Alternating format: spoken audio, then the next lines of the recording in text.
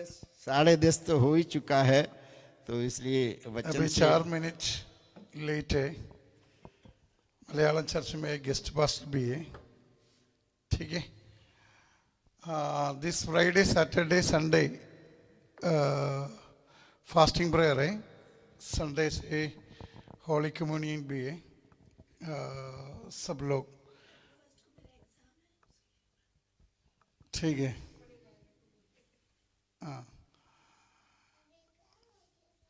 അപ്പോൾ വെള്ളി ശനി ഞായർ 3 ദിവസങ്ങളിൽ ഉപവാസ പ്രാർത്ഥനയുണ്ട്. പകൽ ഇവിടെ വെച്ച് പ്രാർത്ഥനയുണ്ട്.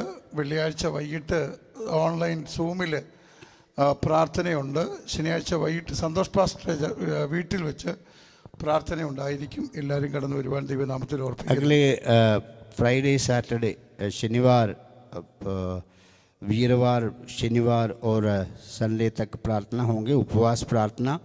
और फ्राइडे रात को तो यहाँ पे ऑनलाइन में प्रार्थना होगी, और सैटरडे शनिवार को रात को संतोष पास्टर की घर पे प्रार्थना होगी। 2 മിനിറ്റ് കൊണ്ട് ഒരു മെസ്സേജ് പറഞ്ഞ് ഞാൻ ഇരിക്കുകയാണ്. 2 मिनट लेकर एक मैसेज देकर बैठना चाहता है। നമ്മൾ ചിന്തിച്ചുകൊണ്ടിരുന്നത് നിനയാത്ത നാഴികയിൽ മനുഷ്യപുത്രൻ വരുന്നത് കൊണ്ട് ഒരുങ്ങിയിരിക്കാനാണ്. तो परमेश्वर की कलाम में इस बात का चेतावनी सूचना दिया जाता है कि परमेश्वर की आगमन का किसी को कोई पता नहीं है, लेकिन हम तैयार बैठे। അതിൽ നമ്മൾ കഴിഞ്ഞ ആഴ്ചയിൽ മനസാക്ഷി യുഗത്തെക്കുറിച്ച് ആണ് പറഞ്ഞു നിർത്തിയത്. तो पिछले इतवार में हमने एक ऐसी युग के बारे में बताया गया है कि हम अपने मन के हिसाब से जो करते हैं। ഇനി മാതാപിതാക്കൾ എന്നെ വളരെ ശ്രദ്ധിച്ച് കേൾക്കണം. अब माता पिता लोग यहाँ पे जो भी है वो परमेश्वर के दास को ध्यान दे। കയീൻ തന്റെ മനസാക്ഷിക്കൊത്തവണ്ണം പ്രവർത്തിച്ചപ്പോൾ അവന്റെ തലമുറ ശാപഗ്രസ്തമായി പോയി.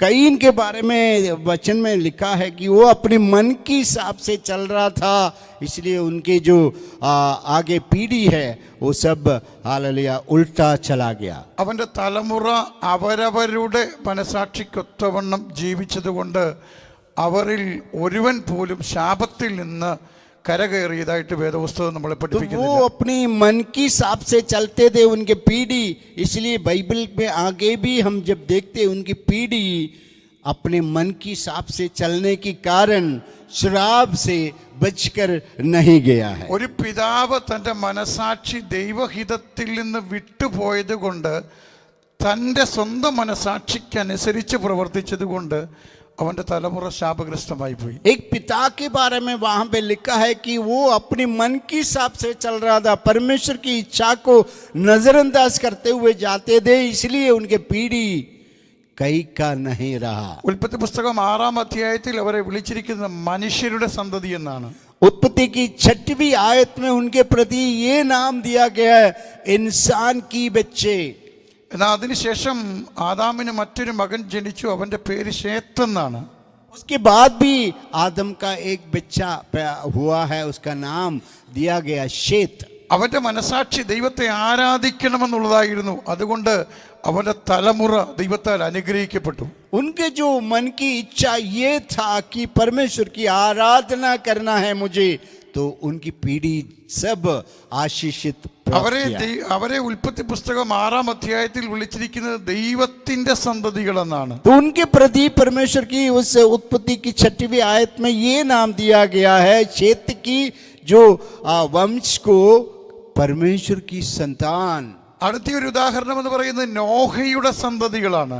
उसके बाद हम देखते हैं कि नुआह के बारे में, नुआह की जब पीढ़ी के बारे में। നോഹ ഈ ലോകത്തിൽ പാപം പച്ചവെള്ളം പോലെ മനുഷ്യൻ കുടിച്ചപ്പോൾ ദൈവത്തിന്റെ മനസാക്ഷിക്കൊത്തവണ്ണം അവൻ ജീവിച്ചപ്പോൾ അവന്റെ തലമുറ ആ ദൈവിക മനസാക്ഷിക്കൊത്തവണ്ണം ജീവിച്ച പെട്ടകത്തിനകത്ത് കയറി. नुआह की समय एक युग ऐसा था कि लोग इस तरह का इतना पाप बढ़ गया था कि पानी की तरह पाप को पीते थे, तो उनके सिर्फ नूह के बच्चे सिर्फ आशीषित पाए। അടുത്തതായിട്ട് നമ്മൾ മനസാക്ഷി യുഗത്തിൽ കാണുന്നത് അബ്രഹാമിനെയാണ്. उसके बाद हम अब्राहम के वंश के बारे में देखते हैं। അബ്രഹാമിനെ തേടി ദൈവം ചെന്ന് അവനെ വിളിച്ചിറക്കി.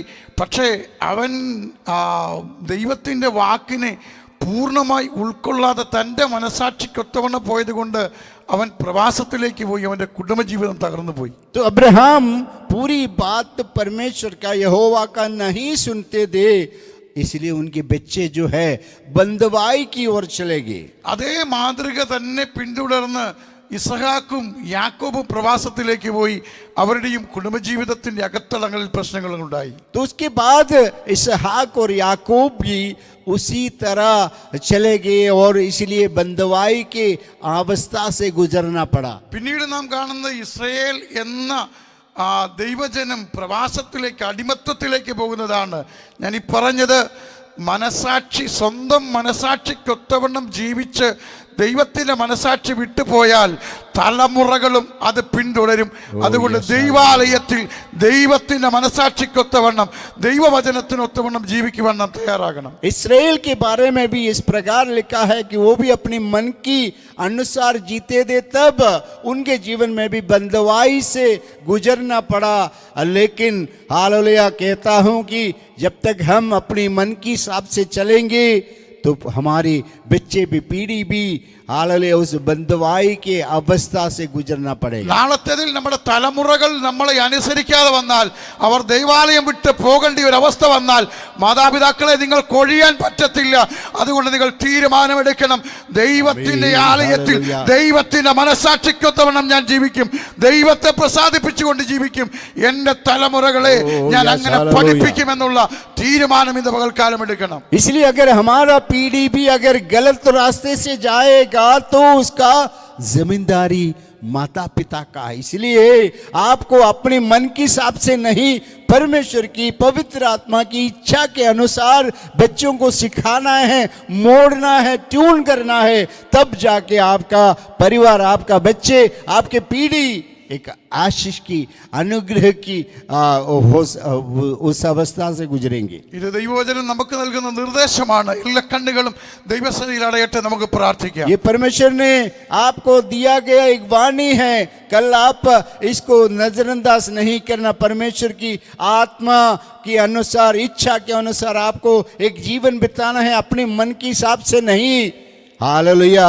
एक ये वाणी आपको एक चेतावनी देकर हम लोग प्रार्थना की ओर जाएंगे. കർത്താവേ, എന്റെ ഇഷ്ടപ്രകാരമല്ല അങ്ങയുടെ ഇഷ്ടപ്രകാരം ജീവിക്കുവാൻ കുടുംബമായി എന്നെ പഠിപ്പിക്കണമേ, ശീലിപ്പിക്കണമേ എന്ന് നമുക്ക് ഈ പകൽക്കാലം പ്രാർത്ഥിക്കാം. आज हम लोग इस प्रकार प्रार्थना करेंगे, परमेश्वर मेरी इच्छा के अनुसार नहीं, चाहे वो मुझे अच्छा लगे ना लगे, लेकिन तेरी इच्छा के अनुसार हमारे जीवन में हालेलुया किस प्रकार जीना है पवित्र आत्मा हमें सिखा दे.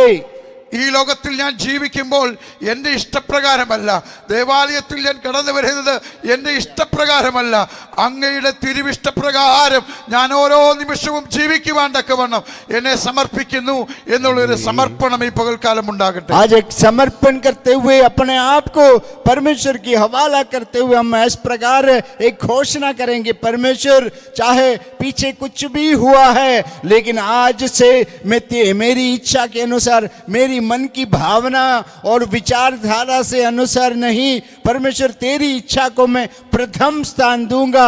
ऐसा एक निर्णय के साथ, एक ऐलान के साथ, एक डिक्लेरेशन के साथ हम आगे बढ़े.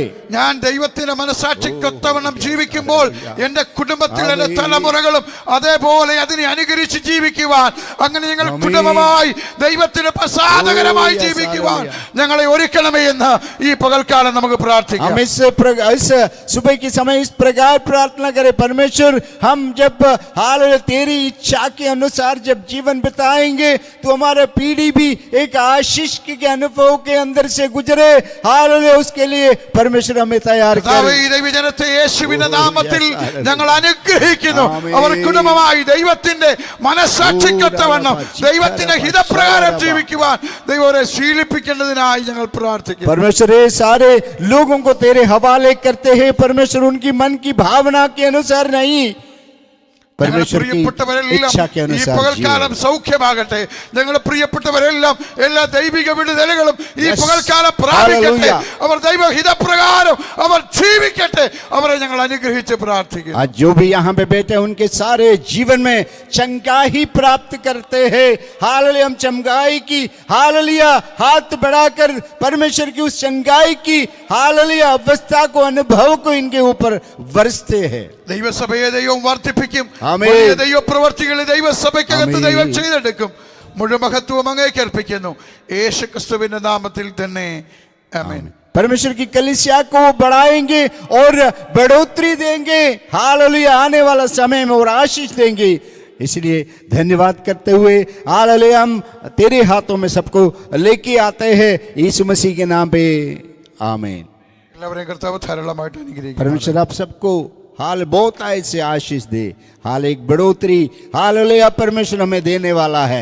धन्यवाद करे, धन्यवाद करे। हालेलुया, जब तक नहीं मिलेगा तब तक नहीं, हम अभी से धन्यवाद करेंगे। हालेलुया, परमेश्वर तो बढ़ोतरी हमारे परिवारों में देने वाला है, इसलिए धन्यवाद। Hallelujah, hallelujah, hallelujah. अब पिता परमेश्वर का प्रेम, पुत्र यीशु मसीह का अनुग्रह, पवित्र आत्मा की संगति और सौभाग्य हम सबके साथ, हम जितने विषयों के लिए, कितने गवाहियों के लिए प्रार्थना किया है, जो वाणी परमेश्वर ने सुनाया, ओ हालेलुया, सब में परमेश्वर की पवित्र आत्मा की उपस्थिति हो जाए। हालेलुया, सबको तेरे हाथों में सौंप दे यीशु मसीह के नाम पे, आमीन। पिता परमेश्वर, पिता पुत्र पवित्र आत्मा की संगति और सौभाग्य आज से लेकर दुनिया की अंत तक की संतों के साथ हालेलुया परमेश्वर के द्वारा आगमन तक होते रहे, आमीन।